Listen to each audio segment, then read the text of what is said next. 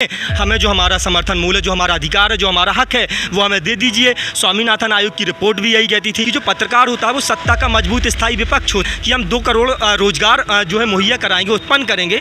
तो कहाँ गए आपके 2 करोड़ रोजगार? लेकिन जो डिजिटल प्लेटफॉर्म है उन्होंने जीता है। इस किसान आंदोलन को डिजिटल प्लेटफॉर्म ने ही संजीवनी दी है। नमस्कार, आपके साथ मैं हूं आदित्य कुमार। द सच आप देख रहे हैं। लगातार हम आपको सच की तस्वीर दिखाने की कोशिश कर रहे हैं। आमतौर में आपने मीडिया में बहुत सारी खबरें देखी होंगी, बहुत सारी चीज़ें देखी होंगी, बहुत सारी बातें देखी होंगी। वहाँ पर आपको एक एंगल के तहत खबर को दिखाया जाता है। अपनी विचारधाराओं के अनुसार पत्रकारिता का स्तर किस दौर में है, आप ये समझते हैं।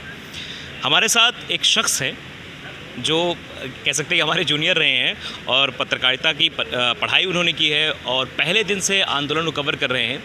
उनके अंदर एक जज्बा है, एक जो पत्रकारिता का जोश जो होना चाहिए, जो सच पहुंचना चाहिए लोगों तक, और काफ़ी मीडिया संस्थान में बोला भी है। अभी मीडिया से थोड़ा सा रुख अपना अलग कर लिया है। इमरान हमारे साथ हैं। इमरान, बहुत बहुत स्वागत है आपका द सच पे। जी, बहुत बहुत स्वागत। इमरान, आप पहले दिन से, पहले तो हम ये जानना चाहेंगे आपसे, क्योंकि पहले दिन से आप इस आंदोलन में हैं और बहुत सारे लाइव आप करते रहे हैं, लोगों की समस्याएं बताते रहे, रात रात तक आप यहाँ रुके हैं। तो क्या लगा इस आंदोलन को देखकर? इतना लंबा वक्त, 7 महीने का वक्त, लगभग 8वें महीने में प्रवेश कर चुका है ये आंदोलन और ये लग रहा है सबसे बड़ा आंदोलन साबित होने वाला है। तो क्या देखा आपने, क्या लगा आपको, क्या फील हुआ? देखिए, मैं पहले दिन से इस किसान आंदोलन में हूँ। लगभग ये नवंबर के महीने में शुरू हुआ और कड़कड़ाती ठंड में ये आंदोलन जब शुरू हुआ तो तमाम किसानों की जो है शहादतें भी हुई हैं। लगभग अगर हम कमोवेश देखें तो तकरीबन 500 से अधिक किसानों की शहादतें हुई हैं। उसके बाद से लेकर अब तक ये 8वें महीने में प्रवेश कर चुका है। 26 जनवरी को ट्रैक्टर परेड हुई और उसके बाद पूरी दुनिया ने हमें देखा। हालाँकि जो भी हुआ उसके बाद 28 दिसंबर को ऐसे लग रहा था कि ये जो आंदोलन है वो अपनी जो ख़त्म हो जाएगा। 28 दिसंबर को ये आंदोलन ख़त्म होने की कगार पर था, लेकिन फिर भी ये आंदोलन बचा रहा। लेकिन सरकार कहीं ना कहीं इस आंदोलन पर ध्यान नहीं दे रही है, नज़रअंदाज कर रही है। सरकार को शायद अभी भी इस बात का आभास नहीं है कि इन किसानों से सरकार को कोई नुकसान होगा। सरकार को नुकसान हुआ पश्चिम बंगाल में, जो सरकार नारा दे रही थी कि जो है 200 पार का नारा दिया जा रहा था, लेकिन 100 के अंदर जो है सिमट जाती है भारतीय जनता पार्टी। लेकिन उस हार से भी सबक नहीं लिया है। अब देखिए, यूपी में तो 300 का पार का नारा दे रहे हैं। हाँ, देखिए, दे सकते हैं ये लोग नारा, लेकिन पश्चिमी उत्तर प्रदेश का किसान किस तरह से जो है परेशान है। आप यहाँ देखेंगे कि दिल्ली गाजीपुर बॉर्डर जो है, यहाँ पर उत्तर प्रदेश का ज़्यादातर किसान है और पश्चिमी उत्तर प्रदेश का किसान बहुत अधिक है। मैं जिस इलाके से आता हूँ बुंदेलखंड, मैं बुंदेलखंड से आता हूँ। हमारे यहाँ क्या है कि पानी की समस्या बहुत ज़्यादा है। इस वजह से किसानों की हालत जो है थोड़ी सी कमज़ोर है। किसान इस वजह से यहाँ नहीं आ पा रहा है, लेकिन गुस्सा उन किसानों में भी है, क्योंकि ये जो मैं खुद का मैं बताऊं, हमारे यहाँ जो गेहूँ होता है, जो एमएसपी की बात चल रही है, सरकार कह देती है एमएसपी है, वाकई एमएसपी है ये, लेकिन कागजों में एमएसपी है। अदम गोंडवी का एक शेर है कि तुम्हारी फाइलों में गांव का मौसम गुलाबी है, मगर ये आंकड़े झूठे और दावा किताबी है। तो इसी तरह से एमएसपी है। मेरे यहाँ जितना गेहूँ हुआ, हमने एक भी कुंटल सरकारी रेट पर नहीं बेच पाया, क्योंकि इस कदर भ्रष्टाचार फैला है वहाँ पर कि जो व्यापारियों का गेहूँ होता है सिर्फ वो तौला जाता है सेंटर पर, जो सेंटर और उससे पहले जो टाइमिंग दी गई उससे पहले बंद हो गया। हमने एक क्विंटल नहीं बेच पाए। जो 2000 रुपये, 1975 रुपये जो सरकारी रेट था गेहूं का, एमएसपी थी, उसके बाद हमने 1400 और 1500 रुपये प्रति क्विंटल के हिसाब से आड़ती और बिचौलियों को बेचने के लिए मजबूर हो गए। तो किसान यही तो कह रहा है कि आप एमएसपी बना दीजिए, जो किसी, हाँ, गारंटी दे दीजिए।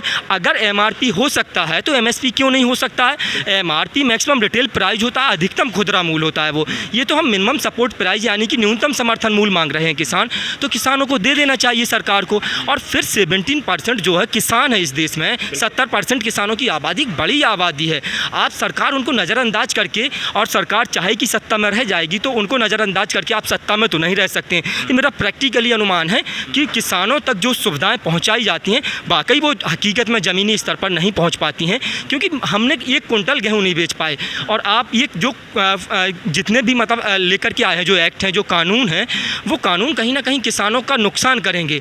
जो लोग कह रहे हैं कि यहाँ पर कानून, कृषि कानून नहीं पता, किसानों को नहीं पता, तो जाहिर सी बात है कि 100 में 100% किसानों को नहीं पता होंगे, लेकिन ज़्यादातर लोगों को पता है और वो समझाते हैं, तो जाहिर सी बात है विरोध किया जाएगा उसका।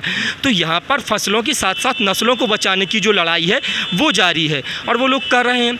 आप लेकिन मोदी जी ये कहते हैं कि हमने तो किसानों के खातों में पैसे भेज दिए, किसान को संपन्न बनाने की कोशिश कर रहे हैं। नहीं, तो हम तो कह रहे हैं आप खातों में पैसे नहीं दीजिए। हमारा जो मतलब मतलब समर्थन मूल्य वो हमें मिल जाए। हमें किसानों को पैसा नहीं चाहिए, मोदी जी की खैरात नहीं चाहिए, मोदी जी अपनी खैरात अपने पास रख लें। हमें जो हमारा समर्थन मूल्य, जो हमारा अधिकार है, जो हमारा हक है, वो हमें दे दीजिए। स्वामीनाथन आयोग की रिपोर्ट भी यही कहती थी। तो आप हमें हमारा मतलब लागत का 1.5 गुना कहती थी, आप तो उसका तो आधा भी नहीं हो पाता। हम लागत लगाते हैं 10,000 और बेच पाते हैं फसल 5,000 की। तो हम तो अपनी लागत मांग रहे हैं ना, लागत का 1.5 गुना नहीं तो कम से कम लागत तो हमें मिलनी चाहिए ना। तो हम तो अपना सम्मान मांग रहे हैं, हमें खैरात नहीं चाहिए। मोदी जी हमें मत दीजिए पैसा, आप जो आप सम्मान निधि दे रहे हैं आप रख लीजिए, नहीं चाहिए किसानों को। तो आप साफ तौर पर देख रहे हैं कि इमरान, क्योंकि पहले दिन से इमरान, एक सवाल मेरा ये है, पत्रकारिता के नज़रिए से आपने देखा कि कई दौर की वार्ता हुई है, लगभग 12 दौर की वार्ता हो चुकी है और जनवरी के बाद से मुझे लगता है कि उसके बाद कोई बातचीत सरकार से हो नहीं पाई है। तो आप एक पत्रकारिता के नज़रिए से बताइए कहाँ खामी आ रही है? देखिए मैं बताऊं, लोकतंत्र का चौथा स्तंभ कहा जाता है, मजबूत स्तंभ जो है पत्रकार होता है। और जिस तरह से जो समाज का आईना होता है, आप सरकार के साथ अगर मतलब रह करके पत्रकारिता करेंगे तो उनके पास और भी साधन हैं। अगर उपलब्धियों को गिनाना है तो दूरसंचार मंत्रालय होता है, उसका अलग से बजट आता है, तो वो गिनवाएं। लेकिन अगर आप जब सरकार के साथ मिल करके, क्योंकि जब हम पत्रकारिता पढ़ते हैं तो हमें सिखाया ये जाता है कि जो पत्रकार होता है वो सत्ता का मजबूत स्थायी विपक्ष होता है। यानी कि आप सत्ता से आंखों में आंखें डालकर सवाल करेंगे। आप सवाल करेंगे कि मोदी जी, आपने 2014 की मैनिफेस्टो में अगर वायदा किया था कि हम 2 करोड़ रोजगार जो है मुहैया कराएंगे, उत्पन्न करेंगे, तो कहाँ गए आपके 2 करोड़ रोजगार? आपने कहा था किसानों की आय दुगनी करेंगे और आज किसानों की आमदनी जो है दिन ब दिन घट रही है, किसानों की आत्महत्याएं बढ़ रही हैं। तो एक पत्रकार होने के नाते आपके ये सवाल होने चाहिए। लेकिन हमारे यहाँ जो पत्रकारिता का स्तर है वो लगातार गिरता जा रहा है। तो ये जो स्तर है ये कहीं ना कहीं सोचने पर मजबूर करता है। सुधार होना चाहिए। आपको क्या लगता है कि पत्रकारिता में क्या सुधार होना चाहिए? इसमें देखिए सुधार की बहुत आवश्यकता है। अगर आप जो है सत्ता के साथ मिलकर के आप पत्रकारिता करेंगे, आप जो है सरकार की ब्रांडिंग करेंगे, आप सरकार की जो है कहीं ना कहीं आप सरकार का जो है एडवर्टाइजमेंट करेंगे, ये नहीं होना चाहिए। जो हकीकत है, पत्रकार समाज का आईना होता है। आप जो है जो हकीकत है वो दिखाइए। हम ये नहीं कह रहे हैं कि किसान आंदोलन से आप किसानों के पक्ष में खबरें दिखाइए, कम से कम इतना तो ना दिखाइए। अगर यहाँ से एक तस्वीर वायरल होती है किसान नेता राकेश टिकैत की कि वहाँ पर एसी लगा ट्रॉली में, जाहिर सी बात है एक दो जगह जो है एसी लगाया हुआ है, तो क्या किसान को सरकार किस नीयत से देखना चाहती है? बड़े बड़े पत्रकारों ने मतलब ट्वीट किया और उन्होंने कहा कि देखिए गरीब किसान एसी में सो रहे हैं। तो मतलब उन पत्रकारों की मानसिकता मुझे समझ नहीं आती है कि आप किसान को फटे कपड़ों में देखना चाहते हैं। एक तरफ आप कहते हैं सरकार बहुत काम कर रही है, किसानों की आमदनी दुगनी करने पर काम कर रही है, तो आप देखना चाहते हैं उसी मतलब 80-90 के दशक के किसान को, उसी फटे पुराने कपड़ों में आप जो है बिना चप्पल के बिना जूते के किसान को देखना चाहते हैं। जबकि मोदी जी कहते हैं कि मेरा लक्ष्य है कि एक हवाई चप्पल पहनने वाला हवाई जहाज में सफ़र करे, और दूसरी तरफ अगर कोई किसान एसी लगा लेता है तो आपको दिक्कत हो जाती है। 8,500 करोड़ का है उनका। नहीं, वही तो मैं कह रहा हूँ, उनका जो 10 करोड़ का सूट मोदी जी पहन लें तो कोई दिक्कत नहीं। 8.5 करोड़ के जो है प्लेन में अगर मोदी जी घूमें तो किसी को कोई दिक्कत नहीं। हाँ, 8,500 करोड़ के प्लेन में अगर मोदी जी घूमें तो किसी को कोई दिक्कत नहीं। यहाँ अगर कोई किसान एसी लगा ले, मैं इनको बता दूं कि हमारी जो ज़मीन होती है वो भी काफ़ी महंगी है। अगर आप पश्चिमी उत्तर प्रदेश में चले जाएंगे तो हो सकता है कि एक बीघे की जो है 20-20, 25-25 लाख रुपए की जो है बीघा ज़मीन है, तो अगर वो बेच देंगे तो सैकड़ों एसी आ जाएंगी। तो क्या किसान एसी में नहीं रह सकता, या किसान एसी में मतलब एसी नहीं चला सकता? अब आप देख सकते हैं कितना पसीना मुझे आ रहा है, 45 डिग्री तापमान है, लगातार हमने मतलब खुले आसमान के नीचे सर्दियाँ काटी, अब जो है गर्मियाँ इतनी गर्मी पड़ रही है, फिर भी हम लोग यहाँ पर डटे हुए हैं। तो ये जो है बदलना चाहिए। तो कहीं ना कहीं जो पत्रकारिता का स्तर है वो लगातार दिन ब दिन जो है गिरता जा रहा है, और ये चौथा पिलर जो है वो कहीं ना कहीं खोखला होने वाला हो चुका है और धराशायी होने की कगार पर है।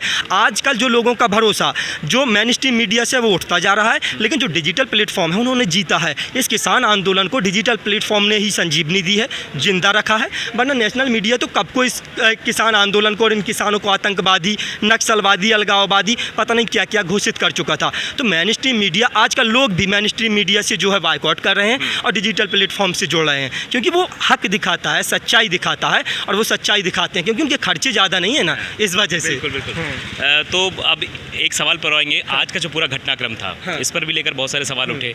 क्या किसान ऐसे हो गए हैं, किसान लड़ाई करेंगे सड़कों पर, किसान जो है मारपीट करेंगे? क्या लड़ाई बीजेपी नेताओं से है किसानों की, या फिर जो है भारत सरकार से? देखिए मैं सबसे पहले बता दूं, जो लोग ये सोच रहे हैं कि यहाँ पर किसान बैठ करके भारतीय जनता पार्टी का विरोध कर रहे हैं, किसी नेता का विरोध कर रहे हैं या किसी मतलब मंत्री का विरोध कर रहे हैं। तो ये जो है भारत सरकार से हमारी सीधी सीधी लड़ाई है। भारत सरकार ने ये कानून पास किए हैं, भारत सरकार ने इनको लागू किया है। तो हमारी लड़ाई किसी व्यक्ति विशेष से नहीं है, हमारी लड़ाई मोदी जी से नहीं है, लेकिन हमारी लड़ाई देश के प्रधानमंत्री से है, क्योंकि देश के प्रधानमंत्री हैं वो। तो हमारी लड़ाई मतलब किसी व्यक्ति विशेष से नहीं है। और हम पहले दिन से कह रहे हैं, हम किसी पार्टी का विरोध नहीं कर रहे हैं, हम किसी की सरकार गिरा नहीं रहे हैं, किसी की बना नहीं रहे हैं।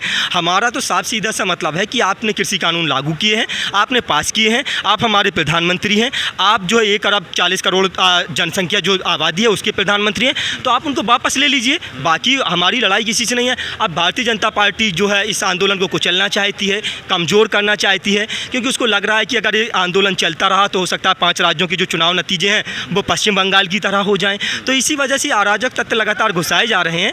आप एक बात बताइए, ये 7 महीने से किसान जो है यहाँ पर कितनी मुसीबत में, फिर उसके बाद अगर आप आके ढोल नगाड़े बजाएंगे, ताशे बजाएंगे, अगर आपको आपके किसी मंत्री का स्वागत करना है, जश्न मनाना है, तो आपके लिए और भी जगह हैं, आप जाकर के मनाइए। लेकिन अगर आप किसी के मतलब जख्मों पर नमक जो है रगड़ने का काम करेंगे तो कुछ तो होगा। लेकिन यहाँ पर जो है पूरी तरह से हाथापाई पर जो उतारू हुए थे वो भारतीय जनता पार्टी के जो कार्यकर्ता हैं, जो समर्थक हैं, वो हुए थे। तो मैं तो यही कहूँगा कि हमारी जो लड़ाई है वो भारत सरकार से है, ना कि किसी मतलब व्यक्ति विशेष से। तो बहुत बहुत धन्यवाद हमसे बात करने के लिए इमरान। तो इमरान ने साफ लहजों में बता दिया है, क्योंकि ये सवाल कई लोगों के मन में था कि आखिरकार भारतीय जनता पार्टी की रैली थी उसमें ये सब क्यों हुआ। लेकिन साफ तौर पे ये राकेश टिकैत का भी कहना है कि हमारी लड़ाई किसी से नहीं है, हमारी लड़ाई सिर्फ हमारी मांग है, और अपनी मांग रखने का सबको हक है। ये संविधान हमें अधिकार देता है कि अपनी मांग हम सरकार से कर सकते हैं। कहा गया है जनता द्वारा जनता के लिए, जनता द्वारा आप चुने गए हैं, जनता के लिए आप वो काम कर लें। लेकिन जनता अगर ऐसे परेशान होगी, क्या किसान जनता नहीं है? हमारा देश कृषि प्रधान देश है, और अगर हमारे देश में ऐसी तस्वीर बनेगी तो सवाल उठने लाजमी है।